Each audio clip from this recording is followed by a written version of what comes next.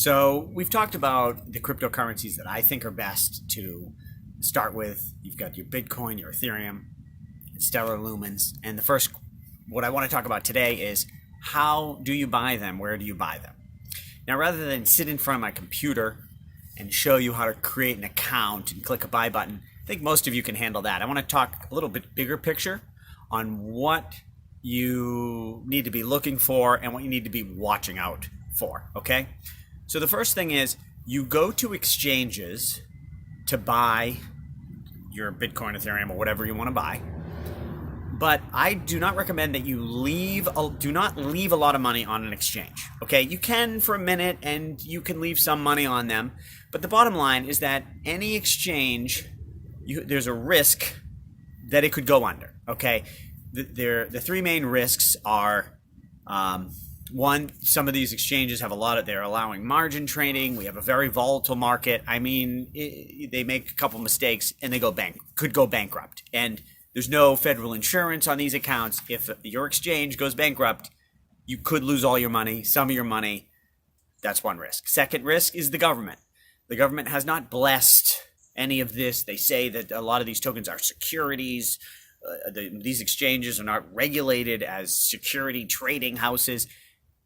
It's possible the government could come in and say, sorry, you're closed. Now, they probably would let you get your money back, but who knows? Maybe 6 months later. That's a risk I see. And also, an exchange, basically when you use an exchange, they are holding your private key and you trust them to do that. And that might be fine. But if there's a theft, if someone figures out how to get the private keys and they steal from the exchange, it's gone. And if the exchange loses it, they can't give it to you. You also may lose your money that way. So, there is risk. It's not crazy like, it's not going to necessarily go bankrupt tomorrow. But if you have a lot of money, I wouldn't just let it sit on an exchange forever. I have another video where we talk about where to store your tokens or coins securely. That's a different video. Right now we're just talking about where to buy it. Okay. So there are a lot of exchanges out there. A website I like is coinmarketcap.com. On that site, you can sort by currency or by exchange, and it lists, if you do by currency, it shows different currencies, and under each currency, all the exchanges that sell those tokens. Or if you sort by exchange, it shows you each exchange, and then each currency that trades on that token. And it also shows you the daily volume. Sorry about the helicopter overhead. So that's good to look at. And basically, all that really matters with that is your volume. If you only want to buy $100 worth of Stellar Lumens, and the exchange does $1,000 a day in volume, which is very small, but you only want to buy $100, yeah, you might be okay with that. But if you want to buy more than 1,000 and they only do $1,000 a day, that's not a good exchange for you, obviously. And in general, it's better, all things being equal, go to an exchange that has more volume. You'll probably get better, more accurate pricing. So that's coinmarketcap.com. Now, let me talk one other thing, sort of big picture issue, which is all exchanges accept and trade and sell Bitcoin. Most exchanges buy and sell Ethereum. Ethereum is not always as good sending exchange to exchange for a number of reasons. It's getting better, but in general, if you want to move coins from an exchange to another exchange, you usually want to do that in Bitcoin. And like I said, you can get Bitcoin anywhere, but your first step is converting dollars into whatever you're buying, Bitcoin or Ethereum. And Stellar Lumens, I don't know how to buy Stellar Lumens for dollars. I haven't found that. It may exist, and I recommend that you spend time out there looking for different exchanges. Maybe one I haven't even mentioned turns out to be great. Maybe a new one opens up next week. I don't know. I'm going to tell you about the ones that I know. But your first step is getting approved to convert dollars into your coins. And so the most famous one for that is Coinbase. Coinbase is it's regulated in New York City, I trust Coinbase. They're not going to steal your money. They're probably not going to go out of business. But if you do their basic sort of beginner trading, sign up and then buy some with a credit card, they only let you buy a little bit, and their fees are crazy. It's like 4%. If you buy one Bitcoin, at $10,000, it's going to cost you $400 a trading fee. Crazy. And so Coinbase is expensive, but there is. Let me see here. I'll talk about Coinbase for a second. So first of all, it's sort of actually. Let me first talk about verification. No matter what exchange you go to, they're going to ask you a lot of questions. And I shouldn't say any. There are some decentralized exchanges, autonomous, and they don't ask you for anything. But I don't know of any that have a lot of volume that do that. But keep your eye on that maybe. But usually, most of the exchanges are bigger ones. They ask you for a lot of information. The reason they do that is the government, the U.S. government, maybe others, are up their ass, pardon my French, regarding know your customer and getting this information. I've heard people say, well, I'm worried. Oh, geez, they asked for my social security number. Are they going to, steal my identity, and they're scared to give info? That's not why they're taking your info. They're taking your info because they have to have it, or they can get shut down and put in jail. So be ready. When you are signing up for an exchange, have your ID ready. Usually a common thing now is you hold it up to a webcam and make a picture of your ID. And also, if you're signing up for the exchange, it's 2 a.m. and you're busy, cranking away. You know what? Before you sign up, turn the light on, comb your hair, make sure your webcam's ready, maybe put on a nice shirt. Like, honestly, they reject people, and it's not because they actually think you're a criminal. It's that they think that if the government checked them, they would say this is not good enough. And you gotta pay attention to details.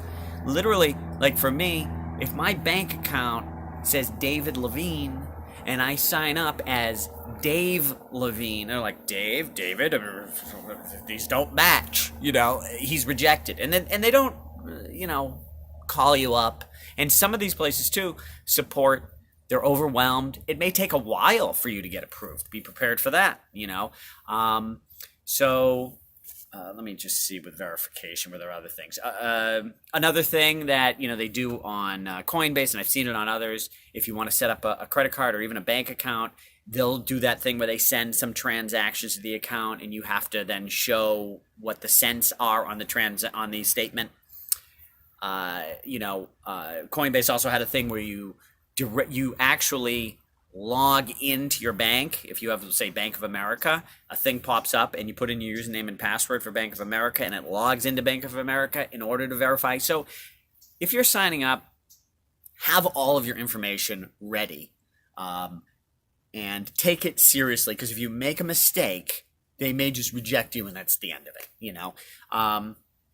And I've always been, I don't have anything to hide, so I give them all my info, and I don't think they're out trying to steal my identity. So that's my approach, and so you need to get approved, and you kind of got to take it slow. Now, and when I say take it slow, maybe you don't want to take it slow, but they're going to take it slow. They may take a while to get your approval. Maybe part of the process is that you have to only buy little bits at a time, and then later they'll give you higher amounts. And sometimes they're just slow. Let's see. Now, and one other thing too is there's a thing called a two-factor authentication. There's an app called Google Authenticator. It pops up these numbers. You'll see when you log in, most of the sites have something called two-factor authentication. You can use Google Authenticator. There's another one called Authy, A-U-T-H-Y. I haven't used it, but I heard it's good. Anyways, for something like that gives you more security, a lot of times they will increase your limits and give you sort of more of something if you use the two-factor authentication, if you use your Google Authenticator. So get ready to sign up for that. Now, for a lot of these things too, I'm not doing this video sitting in front of the computer, because I feel like, you can probably figure most of these things out. But for any of them, like whether it's how to actually buy your coin on, this specific exchange, or how to use Google Authenticator. There's a lot of videos out there of people with these tutorials that will be better than what I would do right now. Look for those, but also be careful. Don't just look at one. Look at a couple, because some idiot could be showing you how to do it, and they don't know what they're doing, right? So, look at a couple, and you can get into the details with other YouTube videos. So, back to Coinbase. Now, Coinbase, and this sun is like, I'm sitting here and it's moving. I'm going to try to rearrange here a little bit. Oh, boy. How about this? How about this? There we go. Okay, so Coinbase, as of now, you can buy Bitcoin, Ethereum, and Litecoin. Now, I didn't talk about Litecoin. I don't buy Litecoin. It's not horrible. Maybe it's going to go up in price a lot. I don't know. I've told you the ones that I like and I suggest you start with. But anyways, you can go to Coinbase and buy your Bitcoin and Ethereum. Now, a way to save money on Coinbase. Okay, so you sign up, and let me just also say, Coinbase, I tried to help my father with this. He's an accredited investor, had a business for years, has money. His limits were $50 a week on credit card, $250 a week from his bank account, or he could, if he wired money in, up to $15,000. So and here's the thing. So first of all, obviously, if you wire money in, you can sort of have the amount you want. And then a trick I recently learned about, and I haven't even tried all of this yet, but a GDAX, GDAX, is a trading platform owned by Coinbase. It's the same back end, and it just has more features for trading. So if you wire money into Coinbase, you can then just go to GDAX and tap into that money that you've wired in. And if you trade with a limit order, there's no fees. Now, this I just heard about, and that was the case several months ago. Maybe now there's a fee, but it sounds to me like if you sort of do limit orders on GDAX with money you've wired into Coinbase, your fees are going to be much lower because, and like I said, I heard it was no fees several months ago in this video I saw. But that's definitely a better way to go. Coinbase is expensive. Another exchange I'm familiar with, Bitstamp. Now, I signed up for them back in 2014, and that was before, I think, I remember it being very easy. I just signed up. I was done. Maybe it's hard to get in now. They're in Europe, and they're okay. They have more coins than just Bitcoin and Ethereum, but they don't have my stellar lumens. But when I just go to buy, I find that the fees are one Bitcoin I was looking at on Coinbase, one Bitcoin at $10,000, the fee was $200 to buy. That's crazy to me. And then on Bitstamp, it was $100, which is still expensive, but half the price. So, but one thing to keep in mind, you want to go for low fees, of course, but keep in mind, this market is so volatile and moving. What's more important is timing. And speaking of Bitcoin, yesterday, I woke up in the morning, it was at $9,100. Today it's almost 11,000. So, if I bought it yesterday morning on Coinbase and they charged me almost $200 fee, well, if today I buy it for free with no fees, I'm buying it at 11,000, which is a lot more than any fee could be. So timing is more important. So don't overthink the fees thing. It's most important to have your dollar cost averaging plan and try to buy on big down days. That's going to save you more money if you're smart like that than sort of saving on the fees. Nevertheless, let's try to keep fees down, of course. So Bitstamp is one that's regulated. It's been around for a while. It's pretty safe. Like, I don't mind leaving my money on it. But now, what about buying stellar lumens? Now, this is changing all the time. This is a very rapidly changing market.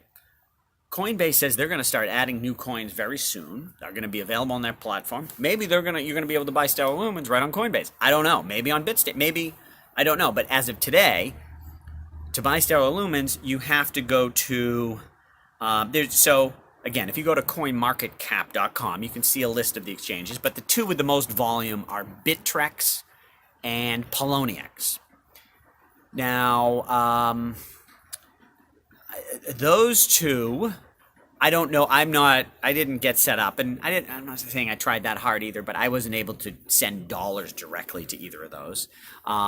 Maybe you'll be able to. I don't know. But if not, so that means I buy Bitcoin at my Coinbase, and then I send it to Poloniex, and then I've got my Stellar Lumens, and then I'll talk about in the storage video.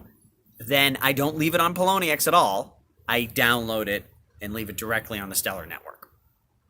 So you may, in a case like Stellar Lumens, as of now, it's not at a ton of exchanges. So you may need to buy your Bitcoin somewhere, move it to the other exchange, and use the Bitcoin to buy your lumens, and then you take it off that exchange.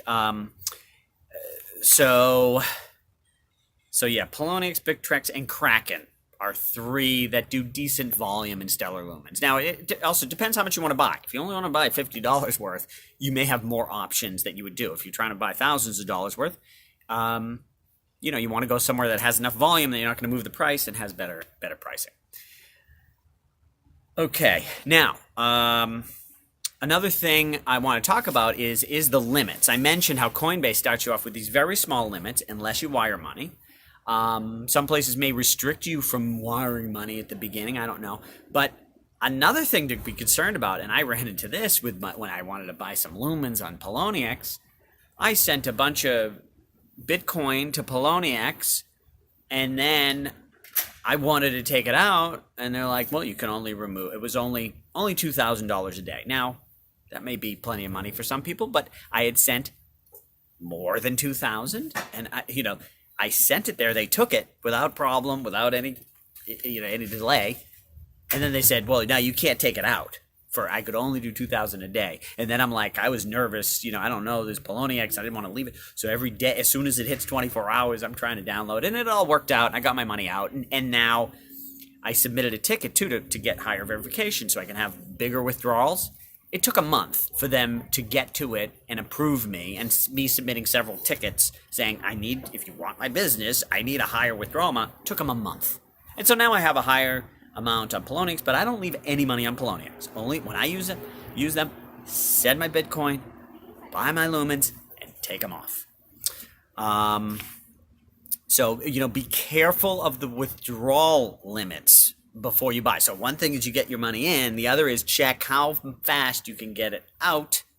And I just heard someone else talking about, they were at an exchange. Like imagine I was at Poloniex for years and just left all my money on there. And then all of a sudden I'm like, yeah, I want to take my money off. And they're like, oh, sorry, you can only do this much. You're not approved. And then you have to wait the month or the however long because you finally asked for the ability to withdraw. So check not only how much you can put in, but how much you can take out. And there is a bit of a building trust over time thing that they pay attention to. So that's part of it can take time either because they're slow or because it's part of their process. They don't want to just give you the limit right at the beginning.